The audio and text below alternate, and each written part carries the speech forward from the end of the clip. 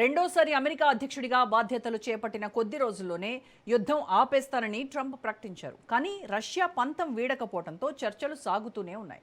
అయితే యుద్ధాన్ని ఆపేందుకు అగ్రరాజ్యం అనేక ప్రతిపాదనలు రూపొందించింది.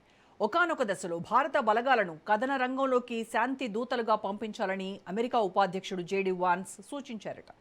అయితే ఆ నిర్ణయాన్ని ప్రెసిడెంట్ ట్రంప్ కొట్టిపారేశారు. రెజీమ్ చేంజ్ పేరుతో ప్రముఖ రచయితలు మ్యాగీ హాబర్మాన్, జొనాథన్ స్వాన్ రాసిన పుస్తకం జూన్ 23న విడుదలైంది. అందులో ఇండియా గురించి ఆసక్తికరమైన వ్యాఖ్యలు కనిపించాయి.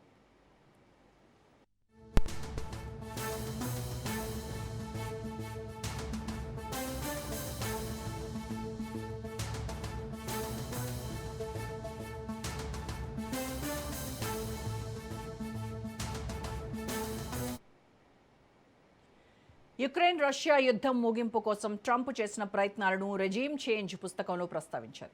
అమెరికా అధ్యక్షుడిగా రెండోసారి డొనాల్డ్ ట్రంప్ ప్రమాణ స్వీకారం చేసిన 10 రోజుల తర్వాత ఓవల్ ఆఫీసులో కీలక సమావేశం జరిగింది. ఆ భేటీలో యుక్రెయిన్ రష్యాకు ప్రత్యేక రాయబారిగా ఉన్న retired army lieutenant general Keith Kellogg యుద్ధాన్ని ముగిసేందుకు ముసాయిదా ప్రణాళికను సమర్పించారు.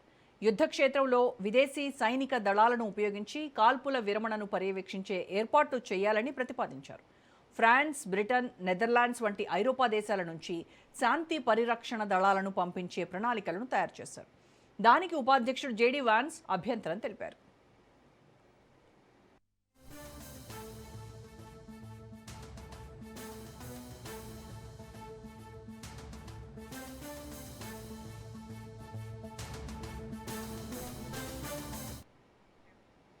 నాటో సభ్య దేశాలకు చెందిన సైనిక బలగాలను యుక్రెయిన్లోకి పంపితే రష్యాను రెచ్చగొట్టినట్టే అవుతుంది.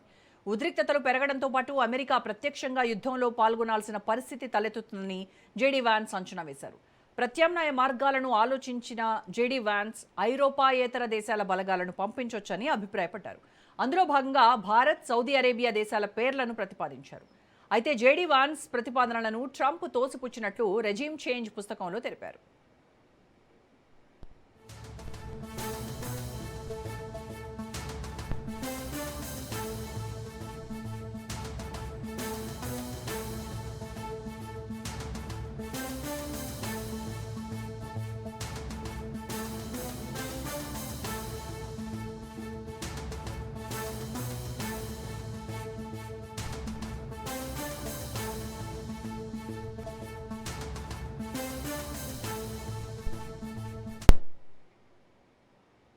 భారత ప్రధాని మోదీతో నాకు బలమైన అనుబంధం ఉంది. ఆయన నన్ను ఎంతగానో ఇష్టపడతారు. జేడీ వాన్స్ ప్రతిపాదనకు భారత్ ఎప్పటికీ దీనికి అంగీకరించదు. ఇలాంటి విషయాల్లో జోక్యం చేసుకుని మూల్యం చెల్లించుకోవాలని అనుకోదని హెచ్చరించారు ట్రంప్. అంతేకాకుండా యుక్రెయిన్ అధ్యక్షుడు జెలెన్స్కీ తీరును కూడా డొనాల్డ్ తీవ్రంగా వ్యతిరేకించారట. ఆయన ఒక అసమర్థ నేత అని, అమెరికా నుంచి నిధులు పొందుతూ కూడా సొంత దేశాన్ని నాశనం చేసుకుంటున్నారని అప్పట్లో జెలెన్స్కీపై మండిపడ్డారట. మొత్తానికి సమర్థవంతమైన నాయకుడు మోడీ పాలకుడిగా ఉండటంతో అమెరికా వెనకడుగు వేసిందనే చర్చ జోరుగా సాగుతోంది.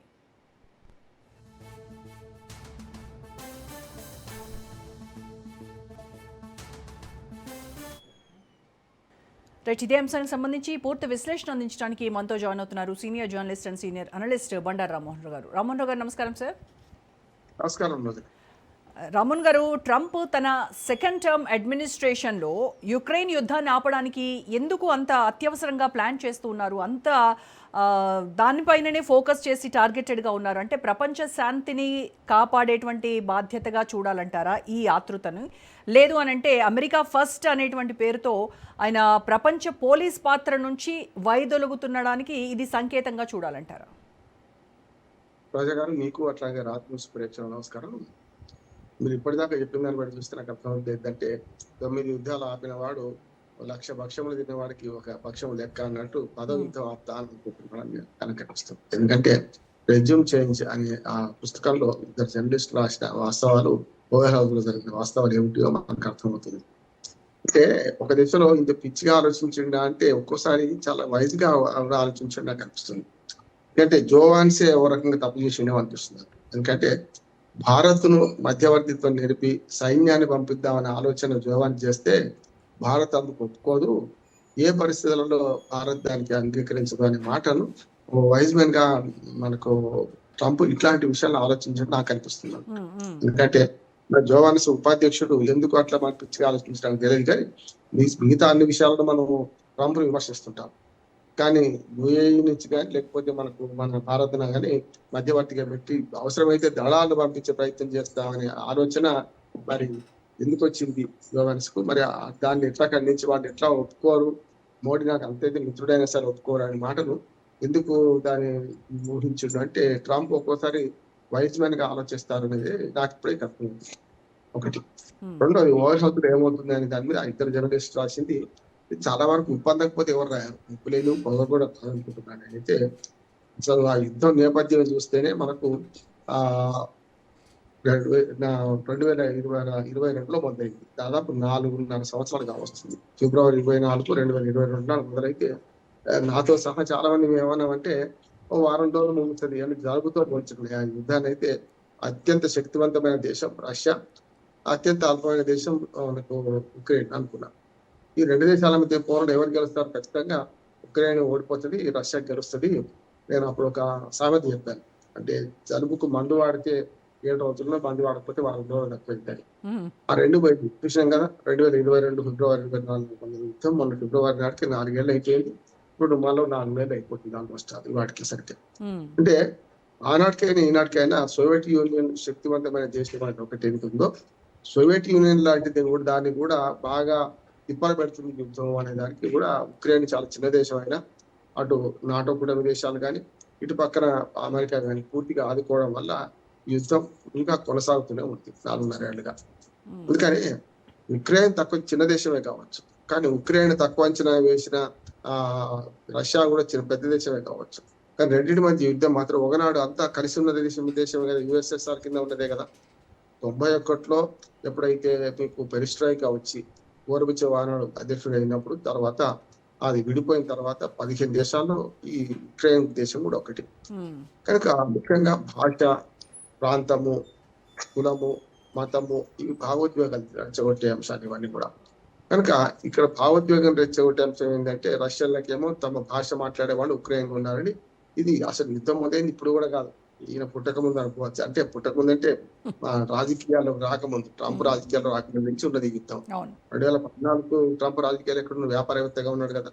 2014 నుంచి 24 వరకు కూడా పరోక్ష ప్రత్యక్ష యుద్ధం లేకపోయినా పరోక్ష యుద్ధం జరుగుతూనే ఉంది. ఆనాడు వరకు కీవ్ నగరాన్ని స్వాధీనం చేసుకుని తెచ్చి మొదలు పెడితే రష్యా ఉక్రెయిన్ ఉక్కిరి బిక్కిరి చేస్తూ ఉంది అప్పటి నుంచి ఇప్పుడు కూడా. ఉమ్, ఉమ్, కానీ అప్పుడైనా ఇప్పుడైనా ఏంటంటే ఇక్కడ రష్యా మాట్లాడే ప్రజలు మీరు రష్యన్ భాషను నిర్బంధంగా తొలగిస్తూ మీ ఉక్రెయిన్ భాష నేర్పుతున్నారు అని రష్యాను తిరగబడ్డారు. రష్యా భాష మాట్లాడి తిరగబడడం వల్ల యుద్ధానికి మూలకాలు అక్కడి నుంచి కూడా ఉన్నాయి. ఓ రకంగా చెప్పాలంటే మా దేశం నుంచి విడిపడ్డ వాళ్ళు మీరు అని దాని మీద సంస్కృతి ఒకటి కాదు, సాంప్రదాయాలు ఒకటి కావు. ముఖ్యంగా చాలా ముస్లిం దేశాలు తాజికిస్తాన్, మన చిన్నప్పుడు మేము ఆటలు ఆడుకునేవాళ్ళం. పాకిస్తాన్ అంటే జుట్టు పీకిస్తాన్ అనేవాళ్ళం. తాజికిస్తాన్, కజకిస్తాన్, కిజికిస్తాన్ రకరకాల స్థానాలు ఉన్నాయి అక్కడ. మొత్తం మీద 14 దేశాలలో ఇట్లా ఉక్రెయిన్ కూడా ఒకటి విడిపోయిన దేశాలు.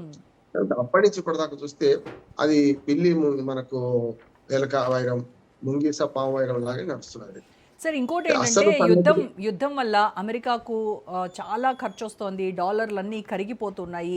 సో యుక్రెయిన్ కోసం ఖర్చు చేస్తున్నటువంటి నిధులు ఏవైతే ఉన్నాయో అవి దేశ అభివృద్ధి కోసం మళ్లించాలని ఏమైనా ట్రంప్ భావిస్తున్నారా? దాని గురించే ఈ యుద్ధం ఆపాలనేది ఒక ఆలోచనకు వచ్చారా? అంటే యుద్ధం ముగించడం అని అంటే యుక్రెయిన్ను రష్యాకు అప్పగించడమే కదా, రష్యాకు వదిలేయడమే కదా. అంటే ఇప్పుడు ఒక ఇరాన్ మనకు అట్లాగే అమెరికా యుద్ధం, ఇజ్రాయెల్ ఈ యుద్ధం ముగిసింది కదా.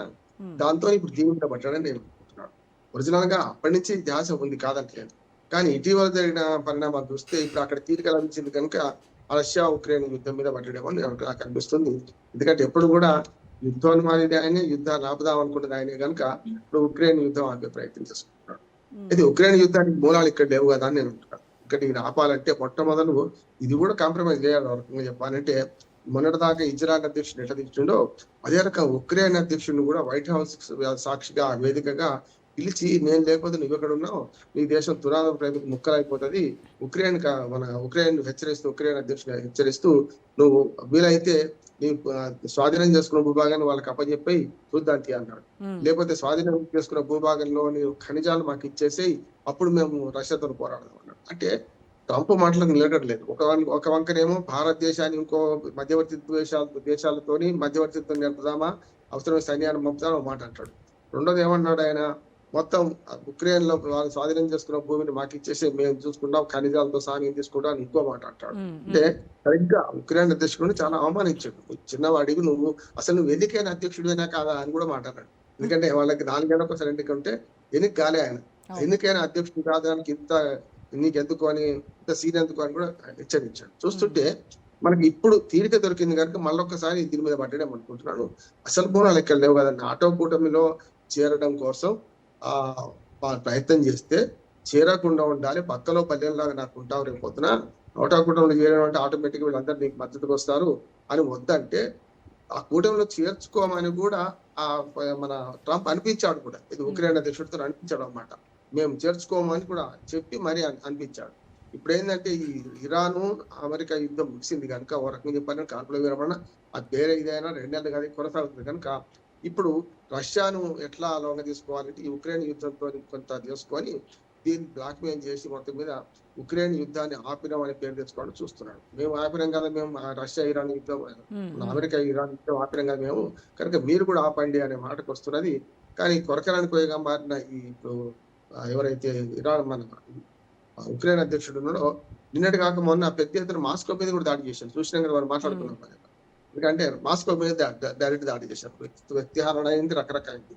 అంతేందుకు ఈ 4.5 ఏళ్లలో చూస్తే మీకు దాదాపు 3 లక్షల మంది చనిపోయారంట. ఇంకా పైగానే అంటున్నారు. మా అఫీషియల్ లెక్కలు యుద్ధంలో ఎప్పుడు కూడా లెక్కలు సరిగ్గా ఉండవు. అటువంటిది సుమారు 3 లక్షల మంది చనిపోయారంటున్నారు. మరొక 3-4 లక్షల మంది నిరాశ్రులైన అంటున్నారు. ఇది ఒక 2 అట్లా. ఎందుకంటే శక్తివంతమైన దేశం మన రష్యా నష్టపోతుంది. శక్తి తక్కువన్నా సరే ఆయుధాలు ఎక్కువ ఆయుధాల సప్లై ఒక రకంగా చెప్పాలంటే పాశ్చాత్య దేశాలన్నీ ముఖ్యంగా యూరోప్ సహాయం చేస్తుంది కనుక ఆయుధాలు పోతున్నాయి, మనకు జన నష్టం కూడా జరుగుతుంది, చూస్తున్నాం రెండు కూడా. అయినా సరే ఇంకా కీవ్ దాటి ఉక్రెయిన్ లోకి చొచ్చుకునే ప్రయత్నం రష్యా చేస్తున్నా ఆపగలుగుతున్నారంటే అమెరికా మద్దతు లేకుండా, లేకపోతే యూరోపియన్ దేశాల మద్దతు లేకుండా ఇప్పుడైతే ఆగే పరిస్థితి లేదు. కనుక ఈ యుద్ధం అవుతుందని నేను అనుకుంటలేను. కాకపోతే ఏంటంటే మళ్ళీ ఇద్దరు అలసిపోతున్నారు. ఇప్పుడు ఏమైందంటే మళ్ళీ ఉక్రెయిన్ కు ఈ పాశ్చాత్య దేశాలు ముఖ్యంగా ఈ యూరోపియన్ దేశాల మద్దతు ప్లస్ ఈ అమెరికా మద్దతు ఎక్కువ లభించే అవకాశం ఉంటుంది అనుకుంటున్నాను. అమెరికా ఇరాన్ యుద్ధంలో అమెరికా పాత్రధారి, కానీ ఇక్కడ అమెరికా పాత్రధారి కాదు. కనుక పాశ్చాత్య దేశాలు ఈ విషయాలకు వచ్చేవరకల్లా ఉక్రెయిన్ సహాయం చేయడానికి అమెరికాతో కలిసి కట్టుగా, అంటే అక్కడ హార్మోజ్ జలసంధిని కాపాడుకుందాం రమ్మంటే రాని దేశాలు కూడా ఈ విషయంలో వస్తాయని నేను అనుకుంటున్నాను. అంటే అమెరికాతో జట్టు కడతారు కనుక ఇంకా క్లిష్టతరంగా మారుతుంది, కష్టతరంగా మారుతుంది యుద్ధం, కానీ వెంటనే ముగుస్తుందని నేను అనుకుంటున్నాను. కాకపోతే అంతర్జాతీయంగా రష్యా మీద ఒత్తిడి జరిగినా కూడా రష్యా సస్యమీర అంటుంది. ఏదైతే ఈ దాకా మేము స్వాధీనం చేసుకున్న భూభాగం ఉక్రెయిన్ ఉందో అది మేము తీసేసుకుంటాము. అక్కడ మతపరమైన సంబంధంతో పాటు సమస్యతో పాటు భాషాపరమైన సమస్య ఉన్నది. రష్యన్ భాష మాట్లాడే వాళ్ళకి పుస్తకాలతో సహా చేంజ్ చేసిండ్రు, ఉక్రెయిన్ భాషను బలవంతంగా రుతున్నారు, వాళ్ళు మా దేశంలో గడవడానికి సిద్ధంగా ఉన్నారని చెప్పి రష్యా తీవ్రంగా వాదిస్తుంది. ఆ ప్రాంతం మేమే ఉంచుకుంటామంటే వీళ్ళు వెనక్కువండి, మీరు ఆ ప్రాంతం మాకు అప్పచెప్పాలి. మొన్నటి దాకా 2014 ముందు ఏదైతే ఉక్రెయిన్ భూభాగం ఉందో అది మాది అని ఉక్రెయిన్ పోరాడుతుంది. ఈ రెండింటి మధ్యనే కాంట్రడిక్షన్. అంటే నాటో దేశాలను, యూరోపియన్ దేశాలను కాదని చెప్పి భారత్, సౌదీ అరేబియాను శాంతి పరిరక్షకులుగా పంపాలి అని జేడీ వాన్స్ ఎందుకు ప్రతిపాదించారు సార్?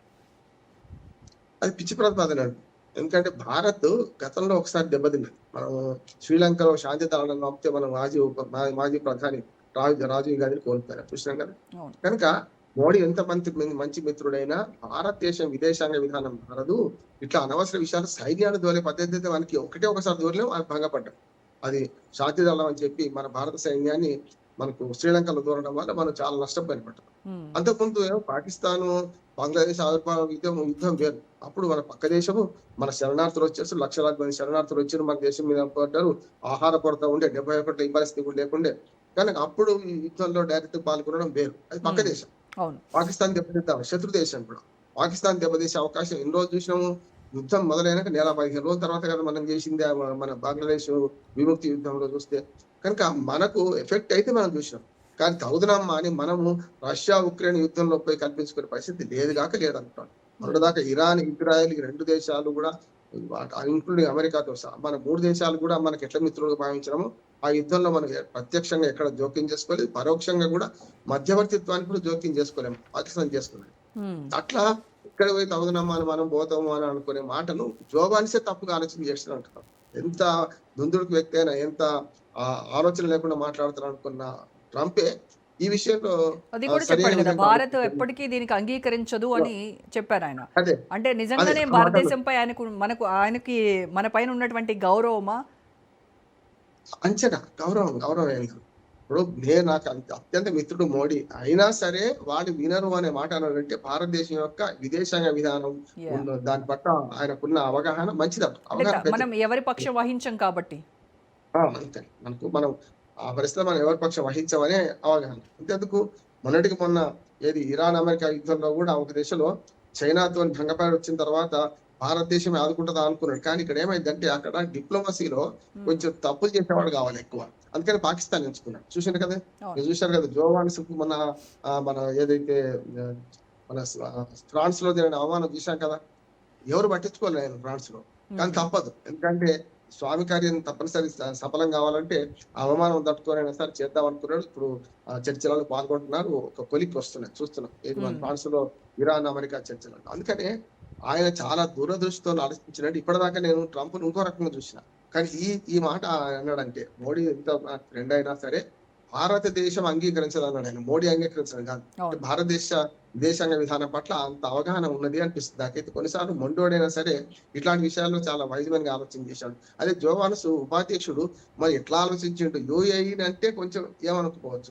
కానీ మన భారతదేశానికి అంటే సైన్యాన్ని పంపడం ఇక్కడ ఏంటంటే మధ్యవర్తిత్వం నేర్పడం వేరు, సైన్యాన్ని పంపడం వేరు కదా. అంటే అసలు రష్యాకు వ్యతిరేకంగా భారత సైన్యం గనక కాలు పెడితే అక్కడ దశాబ్దాలుగా ఉన్నటువంటి భారత రష్యా మైత్రి ఏమవుతుంది?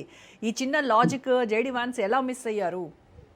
అంటే ఒక్కోసారి బాగా తెలివి కల వాడు కూడా తప్పు చేస్తారు, తెలివి తక్కువ వాడు కూడా చాలా తెలివి తక్కువ మనకు.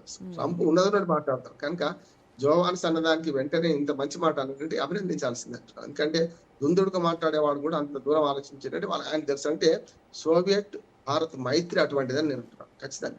అంటే ఆ స్నేహాన్ని, ఆ మైత్రి ఇవాడి కొత్తది కాదు కదా. భారత ప్రధాని మొట్టమొదటి ప్రధాని నెహ్రూ నుంచి మొదలుపెట్టి ఇప్పుడు 18వ ప్రధాని నెహ్రూ మన మోడీ దాకా కూడా అదే అంటున్నాడు. ఆ నెహ్రూ నుంచి మోడీ దాకా స్నేహస్తం ఉన్నది మనకు.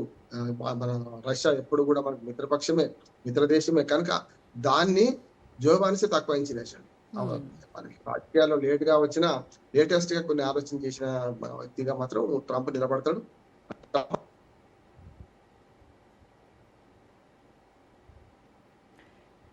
అయితే ఈ retired lieutenant general Keith Kellogg ఆయన సమర్పించినటువంటి ఈ శాంతి ముసాయిదా ప్రణాళిక నిజంగా యుద్ధాన్ని శాశ్వతంగా ఆపేటువంటి ఇది ఉందంటారా? దానికి ప్రణాళికలు చదివానమ్మా. చాలా నా ఉద్దేశం అంటే సాధ్యమైనంత వరకు ఆపే ప్రయత్నం చేయొచ్చు దాంతో. ఎందుకంటే ఎవరు తగ్గాలి. లేకపోతే ఏమైందంటే ఇప్పుడు అమెరికా మద్దతు చూసుకొని వాలి సుగ్రీవుడు పోటీలాగా శ్రీరామచంద్రుడి మద్దతు చూసుకొని వారి మీద పోరాటం చేస్తే సుగ్రీవుడు 2 సార్లు భంగపడ్డాడు కదా. కనుక అట్లానే ఇక్కడ ఏమవుతుందంటే సరే పోలిక కాదా కరెక్టా కాదా తర్వాత, కానీ ఇక్కడ ఏమవుతుందంటే పెద్ద దేశంతో పోరాడుతున్నారు. రష్యా ఎట్టి పరిస్థితుల్లో సైన్యం విషయానికి వస్తే మన అమెరికా, రష్యా, మనకు అమెరికా తర్వాత చైనా తర్వాత వాళ్ళ శక్తి తక్కువదేం కాదు. ఊపర్ శర్వాణి అందరి పరేషాని ఉన్నా కూడా రష్యా శక్తివంతమైన దేశం.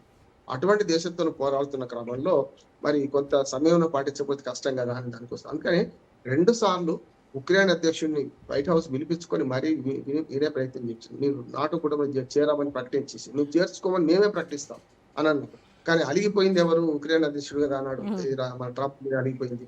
రెండవది ఒక దేశంలో పుతిన్ కి మద్దతు ఇచ్చారు. ఏది ఒక దేశంలో మన ఉక్రెయిన్ అధ్యక్షుడు జెలెన్స్కీ మీద కోపంతో ఇప్పటికైనా సరే రష్యా మంచి పని చేస్తుంది పోమన్నాడు. మిమ్మల్ని చంపేస్తుంది, మీరు బతకలేరు, మేము అండ లేకుంటే అని కూడా బెదిరించారు. సేమ్ ఎట్లా ఏ సీన్ రివర్స్ ఎట్లా అవుతుందంటే ఇప్పుడు మొన్న నెతన్యాహు మీద కదా ఇజ్రాయెల్ అధ్యక్షుడి మీద ఎట్లా అన్నాడో సేమ్ అట్లాగే ఉక్రెయిన్ అధ్యక్షుడు ఇవాళ 2 సంవత్సరాల క్రితం అన్నాడు కదా.